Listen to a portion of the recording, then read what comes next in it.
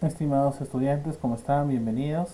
En esta ocasión vamos a hablar sobre básicamente un fenómeno que bueno, desde el punto de vista físico es muy utilizado no solamente en laboratorio, sino también que podemos observarlo en la naturaleza. Estamos hablando de la flotación. Y bueno, primero vamos a explorar un poco qué cosa es la flotación. Veremos que es un proceso físico-químico de tres fases. A veces puede darse en sólido, líquido y gaseoso, que tiene por objetivo la separación de especies minerales mediante la adhesión selectiva de partículas minerales a burbujas de aire. En este caso vamos a encontrar algunos ejemplos que podemos hacer en forma casera, como pueden ser evaluar la flotabilidad de, en este caso, un huevo en una solución. Entonces vamos a necesitar también pues algunos conceptos adicionales, lo que es el soluto y lo que es el solvente. No sin antes recordarles que básicamente una solución es una mezcla homogénea y bueno, pues también se puede dar una mezcla heterogénea a nivel molecular, pero en el caso de las soluciones se va a necesitar un soluto y un solvente. Pero en el caso de las mezclas homogéneas, perdón, de las mezclas heterogéneas a nivel molecular o iónico de dos o más especies químicas, usualmente no hay reacción entre ellas y cuyos componentes se encuentran en proporciones que varían entre ciertos límites, por ejemplo, una persona flotando en una piscina de agua. Por otro lado, tenemos que toda disolución, por si acaso, es lo mismo de decir a este punto solución o disolución, está formada por un soluto y un medio dispersante denominado disolvente o solvente. ¿Cómo se diferencia el soluto del solvente o también llamado disolvente? Simplemente en cuál de ellos está en mayor cantidad. Usualmente el disolvente es el que está en mayor cantidad y el soluto es el que está en menor cantidad. Entonces, el disolvente es la sustancia que está presente en el mismo estado de agregación que la disolución misma, y si ambos, tanto el soluto como el disolvente, se encuentran en el mismo estado, el disolvente es la sustancia que existe en mayor cantidad que el soluto. Por ejemplo, si yo tuviese un vaso con agua y tuviese una cucharita con azúcar, obviamente el soluto sería la sustancia que está en menor cantidad, que sería el soluto. Y el que está en mayor cantidad, o sea, en mayor cantidad de materia, sería pues el solvente. En el caso de las disoluciones se suele trabajar siempre en cuestiones, bueno, a nivel líquido. Entonces es muy común que en la mayoría de los ejercicios, inclusive que se hacen en química, se suele trabajar con disoluciones porque es mucho más práctico, se puede dosificar mejor la cantidad de los elementos químicos dispersos o las sustancias o moléculas químicas dispersas en, usualmente es el agua, y bueno, pues es mucho más visual también inclusive en el caso de los experimentos. Ahora, viendo un poquito más sobre algunos principios, un buen ejemplo de esto podría ser un sólido disuelto en un líquido, como la sal o el azúcar disuelto en el agua. Esto nos lleva a un concepto importante y que obviamente tiene que ver mucho con el caso de Arquímedes, ¿no? Y sus principios. Entonces, explorando un poquito más el principio de flotación, entendamos que todo cuerpo sumergido en un fluido experimenta un empuje vertical y hacia arriba igual al peso del fluido desalojado. Por lo tanto, si cumpliéramos el principio de Arquímedes, que básicamente es el principio de las fuerzas sobre una porción de fluido en equilibrio con el resto del fluido, la sustitución de dicha porción de fluido por un cuerpo sólido de la misma forma y dimensiones. Y esto usualmente se hace en los experimentos cuando se tiene, por ejemplo, un vaso de precipitación o cualquier otro objeto de medición, pero que tiene que estar con el agua al tope. Y todo el agua tiene que ser correctamente medido con ayuda de repente de otro matraz, una fiola, etcétera, para que se pueda calcular exactamente cuál es la cantidad exacta. No solamente lo hace, donde está marcando en este caso el vaso de precipitación, sino se trabaja esto al tope. Y obviamente se trabaja con dos vasijas para que yo pueda poner un objeto.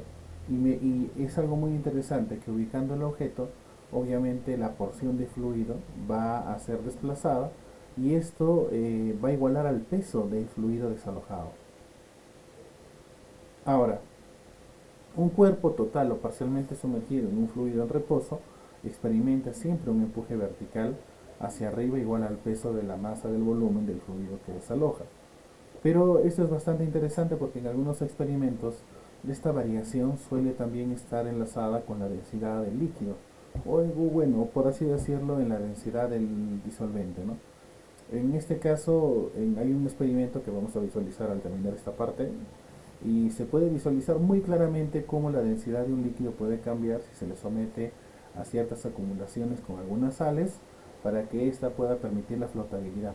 Es algo muy curioso, por ejemplo, ustedes saben que en el mar, en el Océano Pacífico, se tiene menos flotabilidad que en el Mar Muerto, y el Mar Muerto tiene una mayor concentración de sales, por lo tanto la densidad del Mar Muerto es mucho mayor que la densidad del Océano Pacífico, o líquido, bueno, en este caso el agua de mar del Océano Pacífico, y eso permite una mejor flotabilidad.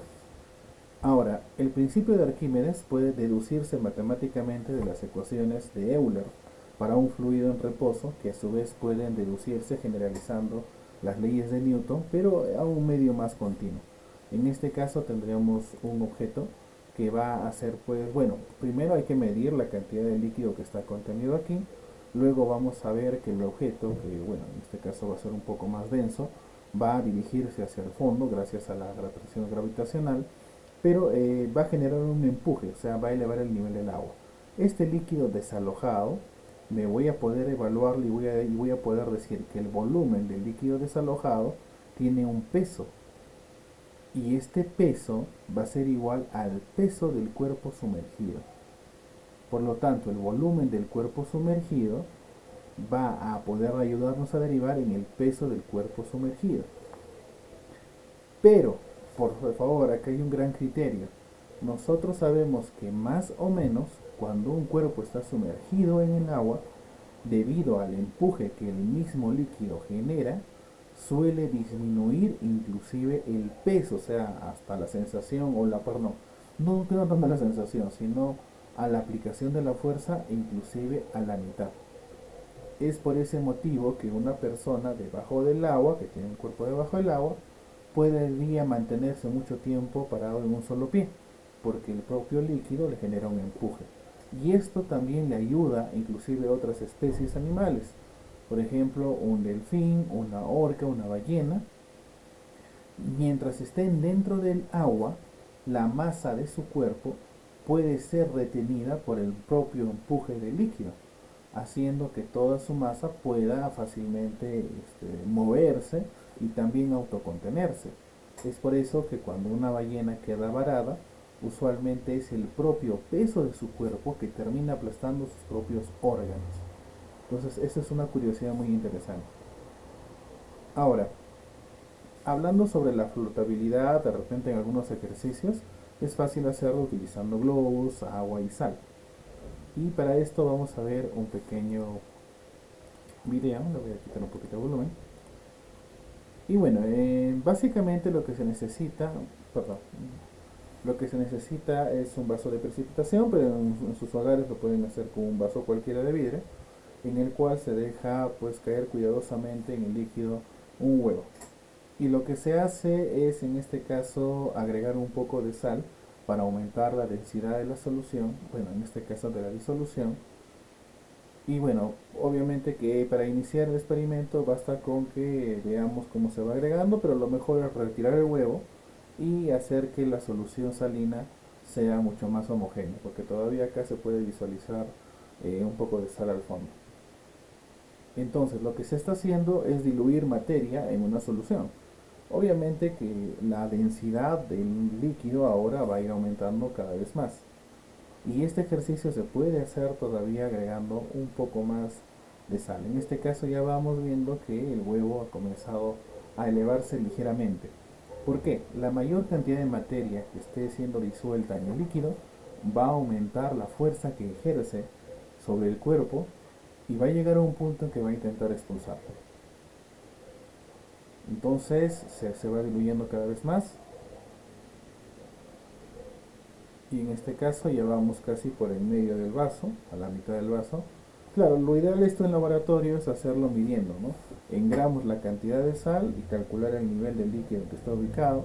Y obviamente se podría hacer algunos cálculos adicionales para también hacer un análisis de la flotabilidad de cualquier objeto, no solamente un huevo.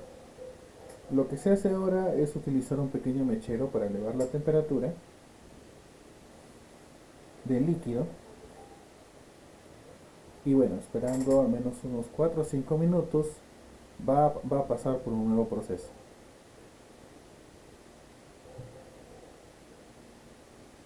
Entonces, aquí van a ocurrir dos fenómenos, ¿no? Uno, que ya el huevo está flotando, pero también va a generarse ahora un movimiento de convección.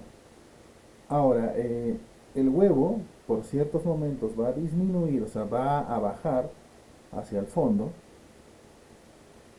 y por momentos va a elevarse gracias a la acción del calor. Pero llega un momento en que si suspendemos la ejecución, o en este caso, o si suspendemos la fuente de calor, lentamente, más o menos pasando unos 2 minutos y medio, 3 minutos, el huevo lentamente toma otra vez la posición. Ahora, si volviéramos a calentar, el huevo volvería a descender. Entonces, esa es la pregunta que ustedes tienen que resolver. Voy a tenerlo acá. Entonces, la pregunta clave aquí sería, ¿por qué el huevo desciende cuando está recibiendo calor en la base? ¿Y por qué asciende cuando baja la temperatura? Entonces, esa es la pregunta que espero que ustedes puedan responder para la siguiente clase. Entonces, no les voy a pedir tanto que ustedes puedan, en este caso, realizar el experimento. Si es que desean, lo pueden hacer haciendo su explicación. Pero la meta principal es que puedan explicar, pueden hacer búsqueda o revisión bibliográfica al respecto. Y la cuestión es que puedan explicar este fenómeno. Bueno, estimados estudiantes, hasta aquí es donde hemos llegado. Igual que siempre quedo atentos a sus dudas y consultas.